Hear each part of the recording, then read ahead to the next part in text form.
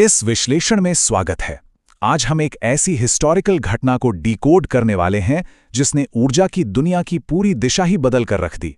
हम सीधे इस बात पर आएंगे कि कैसे 2008 में लिया गया एक अकेला फैसला आज डायरेक्ट फ्यूल प्राइसेस और इन्फ्लेशन यानी महंगाई को बढ़ा रहा है।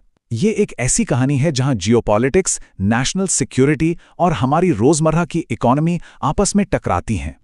ये नंबर देखिए, 6 से 7 लाख करोड़ रुपए। ये कोई मामूली अमाउंट नहीं है। ये वो भारी नुकसान है जो आज हमारी इकोनॉमी और आम कंज्यूमर्स उठा रहे हैं। और क्यों? क्योंकि हमारी डिपेंडेंस अभी महंगे समुद्री रास्तों से आने वाली नेचुरल गैस पर बहुत ज्यादा है। ये फाइनेंशियल बोझ उस एक हिस्टोरिकल फैसले का डायरेक्ट रिजल्ट है जिसका पोस्टमार्टम हम आज करने वाले हैं। आखिर हम ये नुकसान उठा क्यों रहे हैं? देखिए, आज हमारी 60% गैस सप्लाई समुद्र के रास्ते आती है और ये सप्लाई आती है वॉलेटाइल स्ट्रेट ऑफ हॉर्मुज से होते हुए। इसका सीधा सा मतलब ये है कि जब भी मिडिल ईस्ट में थोड़ी सी भी हलचल होती है या टेंशन बढ़ती है तो पूरी की पूरी इकोनॉमी बिल्कुल सेंसिटिव स्टेट में आ जाती है। और इस टेंशन का असर सिर्फ इंटरनेशनल मार्केट तक लिमिट नहीं रहता। समुद्र पर इस भारी निर्भरता का सीधा असर पड़ता है एलपीजी की बढ़ती कीमतों पर और ट्रांसपोर्ट के बढ़ते खर्चों पर। जब ट्रांसपोर्ट महंगा होता है तो रोजमर्रा का सामान अपने आप महंगा हो जाता है। ये है उस 2008 के फैसले की आर्थिक कीमत जिसे इकोनॉमी आज तक चुका रही है। तो आखिर 2008 में ऐसा हुआ क्या था? चलिए चलते हैं पीस पाइपलाइन के उस बड़े सपने की तरफ।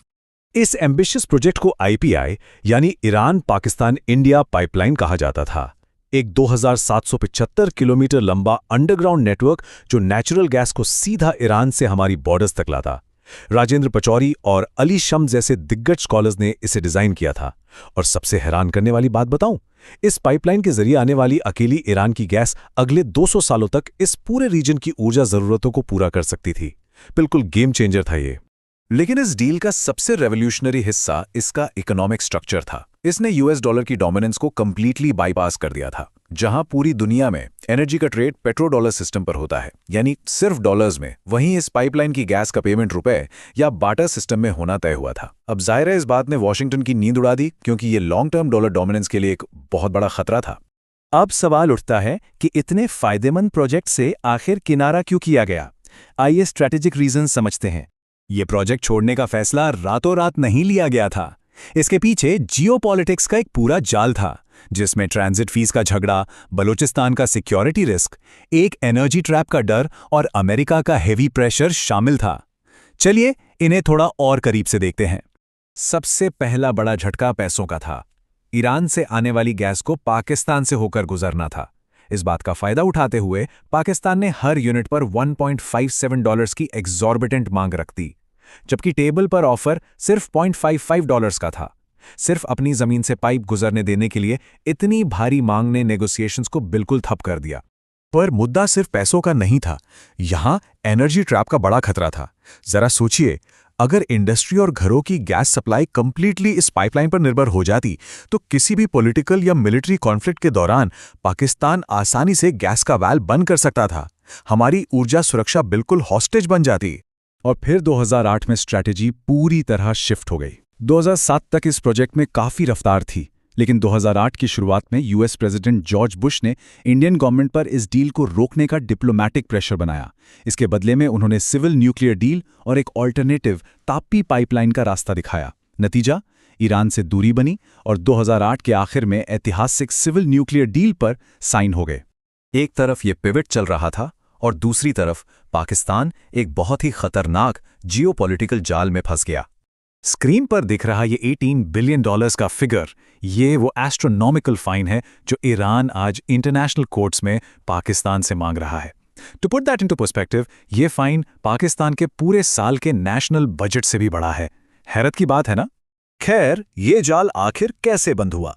जब तीनों देशों की बात नहीं बनी तो पाकिस्तान ने आगे बढ़कर ईरान के साथ बायलैटरल डील साइन कर ली। ईरान ने अपना वादा निभाते हुए बॉर्डर तक 1172 किलोमीटर पाइपलाइन बिछा भी दिया। पर पाकिस्तान, उन्हें आईएमएफ और वर्ल्ड बैंक से फंडिंग ही नहीं मिली और वो आज तक 1 इंच भी पाइपलाइन नहीं बिछा पाए। और पाकिस्तान के इस पैरालाइज्ड स्टेट के पीछे सबसे बड़ा डर है CATSA का। ये एक बड़ा स्ट्रिक्ट यूएस कानून है जो ईरान, रशिया या नॉर्थ कोरिया के साथ ट्रेड करने वाले किसी भी देश पर भारी इकोनॉमिक सैंक्शंस लगाने की धमकी देता है। इस डर ने पाकिस्तान को आगे बढ़ने नहीं दिया और उनके पास सिर्फ एक अधूरी पाइपलाइन और उसके ऊपर $18 बिलियन का पेनल्टी रह गया है। चलिए अब इस 2008 के फैसले का असली हिसाब करते हैं। स्ट्रेटेजिक जीत को आर्थिक नुकसान के तराजू में तौलते हैं। सबसे पहले नुकसान की बात करें, अमेरिका ने जिस ऑल्टरनेटिव टापी पाइपलाइन का वादा किया था वो 15 साल बाद आज भी सिर्फ पेपर पर एक अधूरा सपना है। इस पाइपलाइन के ना बनने से एनर्जी सप्लाई में एक भारी वॉइड बन गया, जिसके चलते महंगी सी रूट गैस पर डिपेंडेंस पूरी तरह बढ़ गई। तो अब इक्वेशन बिल्कुल आमने सामने है। एक तरफ बड़ा आर्थिक नुकसान है, हाई एलपीजी प्राइसेस, बढ़ती महंगाई और वो 6 से 7 लाख करोड़ का नुकसान। पर दूसरी तरफ बड़ी स्ट्रेटेजिक जीत।